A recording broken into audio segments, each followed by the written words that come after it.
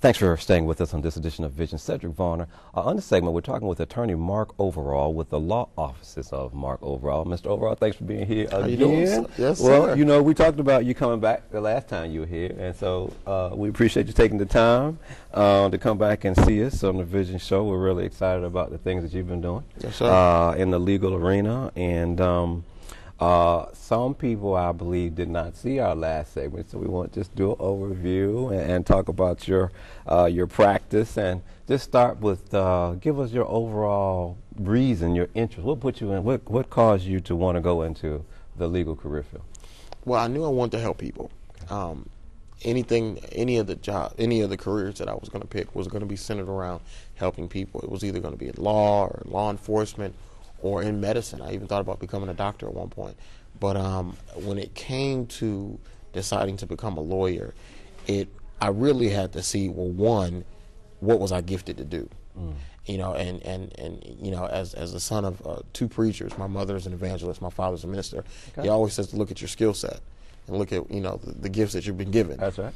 And you know, speaking, writing, and thinking. And because of that, those are the gifts of an advocate.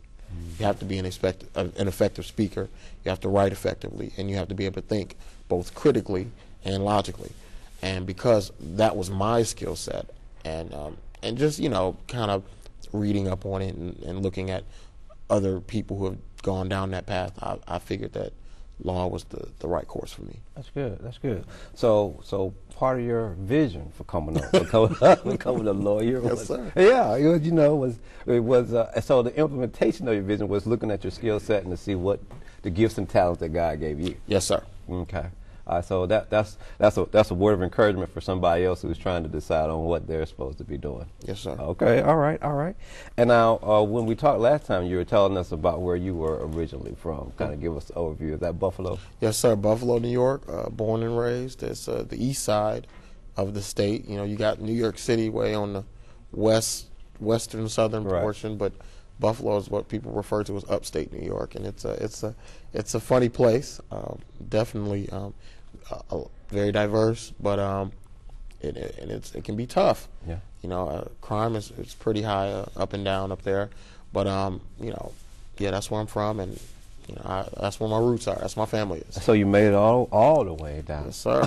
All the way down. So had you Yes, been sir. had you been this far south before? No, sir. No, sir. And I never expected to be this far south. Okay. But you know, luckily God made a way for me to come to to attend the Alabama State University. That's right. That's right. And On a full academic scholarship. full academic Okay, praise scholarship, the Lord. yes, sir.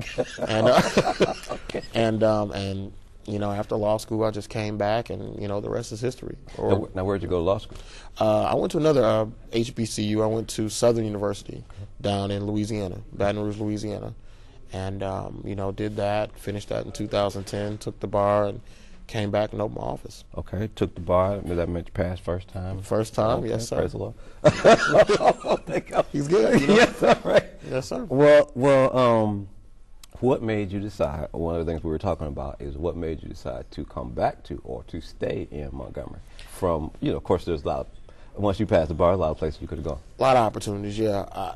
Honestly, it was just I knew because of the things that I had done in school that you know, knowing that I wanted to open my own office, I knew that the reputation I had as far as being a very intelligent, very hardworking, very business-oriented person, that reputation would be conducive to me starting an office. So I figured, you know, if I come back to Montgomery, I would at least have some connections already, and those connections did help me when I opened my office. Okay, all right. So you're saying you always had a vision to have your own office? You always wanted to do that? I mean, that was always in your mind? At one, yes, you have to say that, because I knew that even though I may have wanted to dabble in this and that as far as, you know, working in different offices or with different government programs or different like that, I knew that at some point I always had to have my own office, because there is a certain goal of the law that I'm trying to achieve. Mm-hmm. And particularly in the area of civil rights, particularly in the area of representing the falsely accused, as far as, in criminal prosecutions, I knew that those are the things, the philosophical things in the law that I was trying to change, and I knew that the only way I could do that is on my own. That's good. And so as far as your own office, you have an office in Montgomery? Yes, sir. And in Dothan? And in Dothan, yes, sir, down in the So Wiregrass area. so people can call you here, or they can call you there, and you'll take the call? Yes, sir. Yes, sir. Okay. A lot of calls. I take a lot of calls. Yes, Well, sir. and you are responsive, and we appreciate that. Now, when we talk about the law 101, you just got basic terms that you deal with every day. Yes, sir. And for me, it's kind of like the physician. Sometimes I just ask people to just break down the basic terms. Now, what are some of the examples of cases I saw on your website of cases that go to trial court, appellate court, and federal court? How does that work? Yes, sir. Well, the most basic kind of case is a trial court case. It's basically either a criminal prosecution where someone's accused of a crime, or a case, civil litigation, i.e. A car wreck, or somebody got hurt on the job, something like that. Those all go to what's called the trial court. So those are the most commonly known cases. Now, the appellate court, so that's when after a case has already been decided, usually there's an appeal, hence the term appellate, and if somebody's trying to get either a decision reversed or a decision amended or corrected based on, of course, their subjective feelings about how they feel the case should have gone. As far as federal court goes, most of the cases in federal court that I have are pending cases, particularly my civil rights cases. All of my civil rights cases are in federal court because they're in federal court. We'll just say that. And so that's what is like some of the examples of civil rights courses, generally that you have in federal court? The most common ones that I have pending now are police brutality. I've had a lot. I have had housing discrimination cases. I've had prisoners' rights. People getting attacked by guards in the prison. But right now I have probably a good 10 to 12 pending civil rights police brutality cases. Okay. And one, we have another case against a county jail about unconstitutional conditions as far as the jail inmates there. And those are tough cases, but I think that civil rights cases are a good friend and mentor, attorney, and a well-known attorney. He's told me that those cases are the social consciousness of our society. Though they're sometimes they're very tough. They're not going to make you a lot of friends, and they may not even make you a lot of money. But the civil rights cases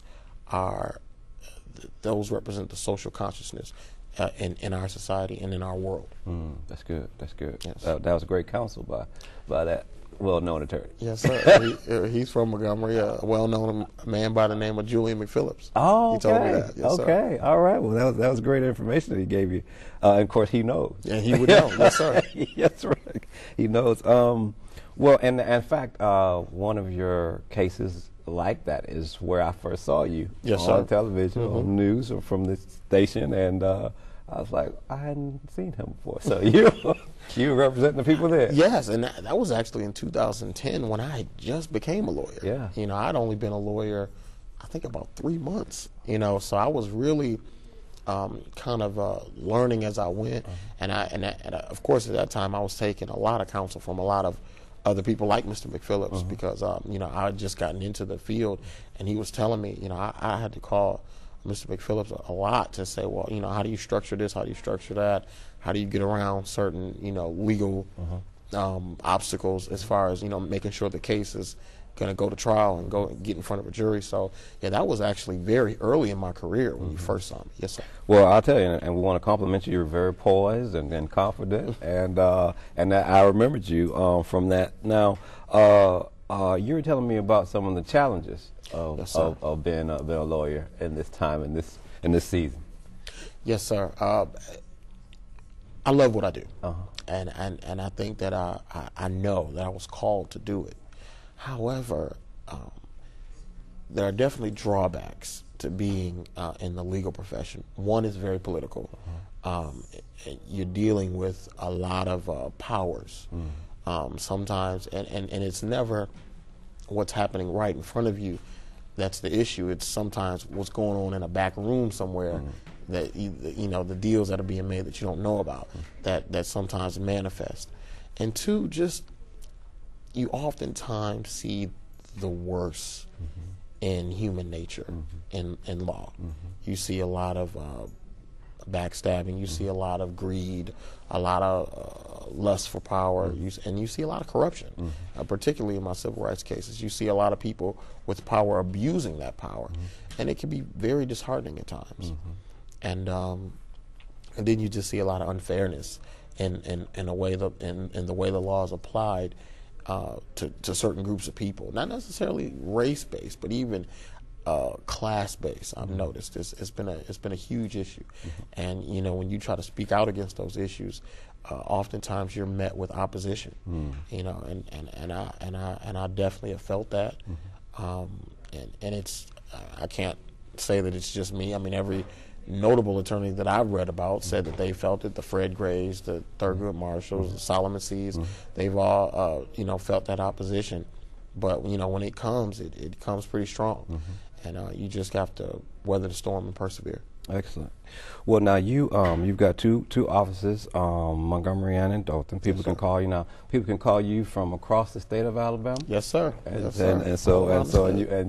you know, have legal license and will travel. Yes, sir.